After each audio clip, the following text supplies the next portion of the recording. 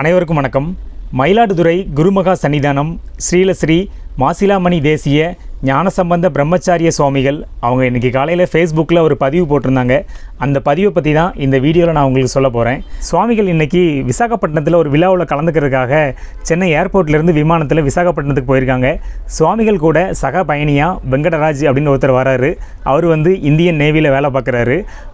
அவங்க கூட அம்மா, வயதானவங்க, உடம்பு முடியாதவங்க, நோய்வாய்ப்பட்டவங்க, அவங்க கூட அவங்க மனைவி, குழந்தை, இவங்க 3 பேரும் ட்ராவல் பண்ணுறாங்க.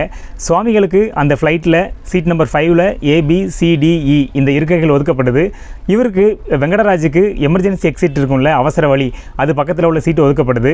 அவங்க வெங்கடராஜோட அம்மா ஒரு நோய்வாய்ப்பட்டவங்க. அதனால் அவருக்கு அந்த சீட்டு ஒரு கன்வீனியண்ட்டாக இல்லை. அதனால் அவங்க சுவாமிகள் கூட வந்த சுப்பிரமணிய தம்பிரான், சிவபாலன் இவங்ககிட்ட கேட்குறாங்க, இந்த மாதிரி அம்மா நோய்வாய்ப்பட்டவங்க, எங்களுக்காக நீங்கள் சீட்டு மாறி உட்காந்துக்கலாமா, உங்கள் சீட்டை எங்களுக்கு தரலாமா அப்படின்னு கேட்குறாங்க. உடனே அவங்க 2 பேரும் தயங்காமல் அவங்களுக்கு இந்த சீட்டை கொடுக்குறாங்க.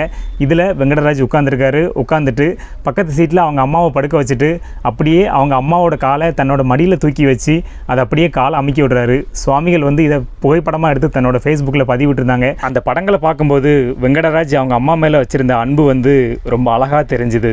சுவாமிகள் ரொம்ப அழகாக அந்த பதிவை போட்டிருந்தாங்க. என்ன அப்படின்னா, இப்போ உள்ள காலகட்டத்தில் நம்ம பெற்றவங்களை முதியோர் இல்லத்தில் சேர்த்துட்டு தனி கொடுத்தனம் போகிறோம். ஆனால் வெங்கடராஜ் செஞ்ச இந்த செயல் எனக்கு ரொம்பவே பிடிச்சிருந்தது அப்படின்னு சுவாமிகள் பதிவிட்டிருந்தாங்க. இது மட்டும் இல்லாமல் சின்ன வயசில் நம்ம அம்மா தான் நமக்கு நம்மளோட மலத்தை அள்ளி குளிப்பாட்டி உணவு ஊட்டி சீராட்டி வளர்த்துருக்காங்க.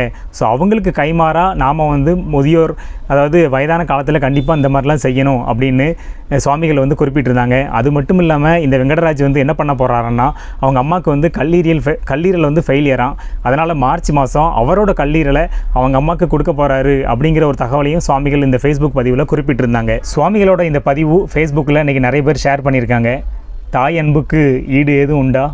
இந்த மாதிரி நிறைய நல்ல செய்திகள், நல்ல தகவல்கள் தெரிஞ்சுக்கணும் ஆசைப்பட்டீங்கன்னா ஒரு செய்தி இந்த யூடியூப் சேனலை ஃபாலோ பண்ணுங்கள். நான் கோமதி நாயகம் விசு. நன்றி.